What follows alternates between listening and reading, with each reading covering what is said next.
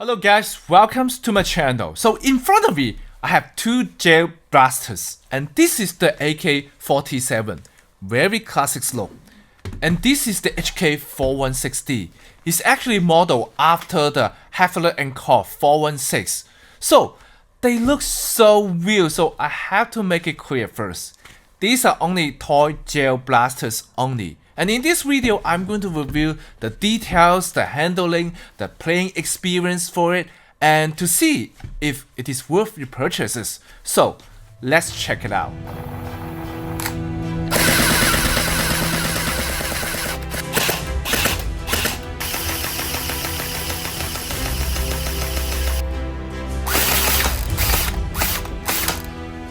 First of all, let's look at its design and build quality, and this is the HK416D, and it has this full Picatinny weld system, so you can mount grips, scopes, and other attachments to it. Its material is actually nylon and metal. You can see the barrel is made of metal. So when you're holding this HK416D, it feels pretty heavy, and its weight is 2,000 grams, and so it doesn't feel any cheap at all. The weight distribution is very well balanced, so even holding it for a long session, you won't feel tired. Now let's look at this AK47. This is a very classic rifle. You've seen it in a lot of movies and posters.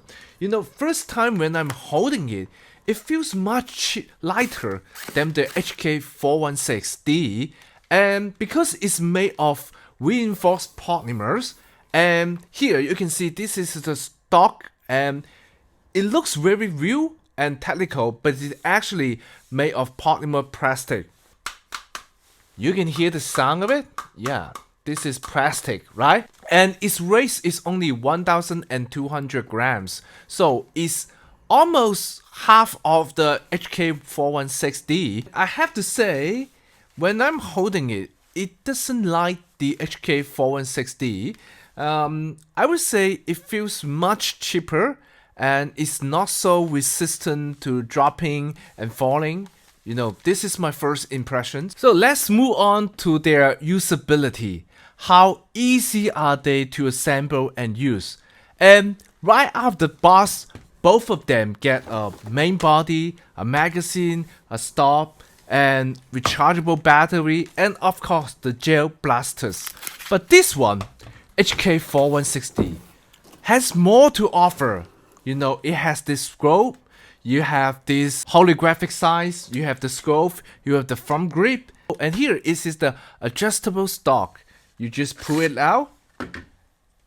And this wire is for connecting to the battery supply. So you push the battery and stuck the wire into it, into this compartment. Then, okay, now you're good to go. So here's the magazine, and it has this full Picatinny weld system, so you can put these attachments to it. This is front grip. Look at this. Tighten the screws, and then it sits firmly on the bottom rail. And this magazine doesn't fit very smoothly. You need to push it back and forth now. Then it fits the right spot. Okay, then you are good to go. Overall, the assemble and use is good, but the AK47 is simpler. You know, this is the stock. It's actually made of the polymer, so you can get it out and you can put it back. The battery is hidden in this cover, so you push here. You see, this is the battery. Okay, I put back the cover. Okay, it's simpler than the HK416D, and this is the magazine. Okay, equip here, and then it's done. I would say that this one, AK47, is easier to assemble to use. The HK416D has more to offer. You have the front grip, you have the holographic size, you have the scope, and you have the pair of goggles. And for the muzzle, you can attach the silencers and different silencers to it. Okay, let's talk about the most exciting thing about these two gel blasters and its firing. Both two gel blasters have two firing mode, and that is semi and auto. And here's the fire selector for the AK47, and this is the safe mode now, and you can push it up, and this is the full auto mode. And push it to the top, and this is the semi-auto mode. Okay, as you can see, it's very exciting. And I have these devices that can measure the specifications of the gel blaster firing. Let's see. So here is the measurement device. It has a hole here. The gel ball will go for it, and it shows the gel ball is 0.2 grams and its caliber is 7.2 millimeters, and initial velocity is 41.11 meters per second, and we have this 6.3 rounds per second, which means it can shoot 6.3 gel balls per second. And last, its specific kinetic energy is 0.237 gel per centimeter square.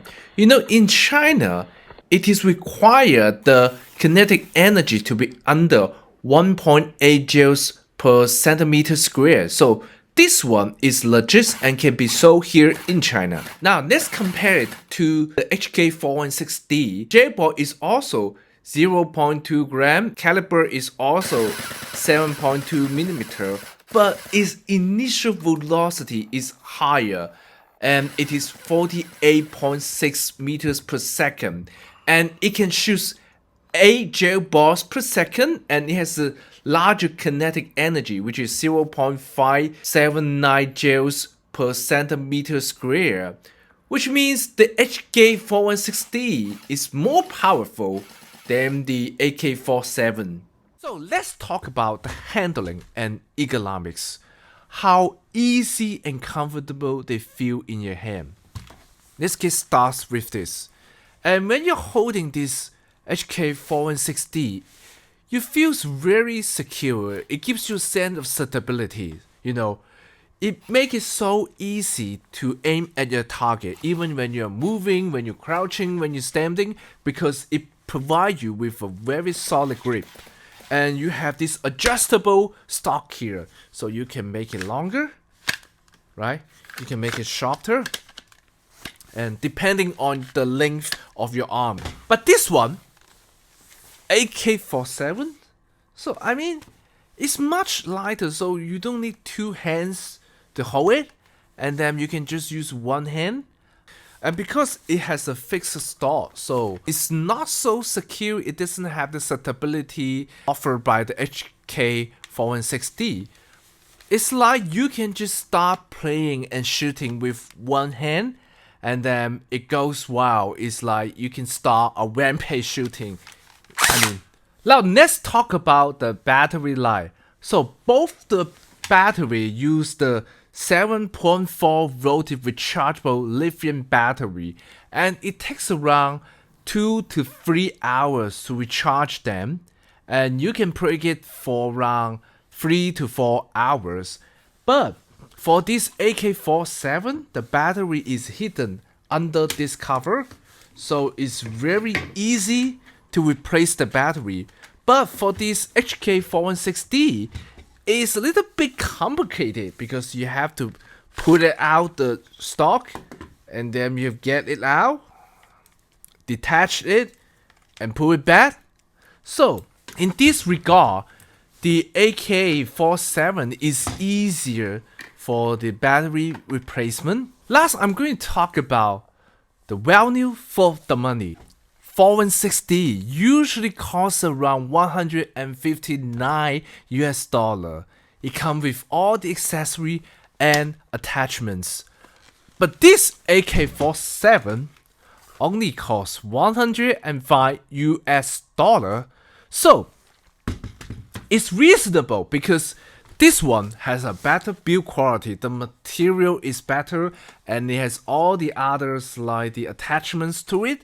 I would say it's reasonable. It's $50 US higher than this one. It's so reasonable. But This $100 toy is not bad at all. If you just enter the world of Jail Blaster, if you want to have an AK47 Jail Blaster, it's a very good choice because it have this shooting effect, you have these sounds. It's so exciting, it's a great fun to play with. After all, it's up to you. I think for me, I would love to have both of them. And this is all for today's video.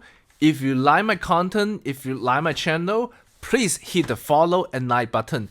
It means the whole world for me. Thank you for watching. See you next time.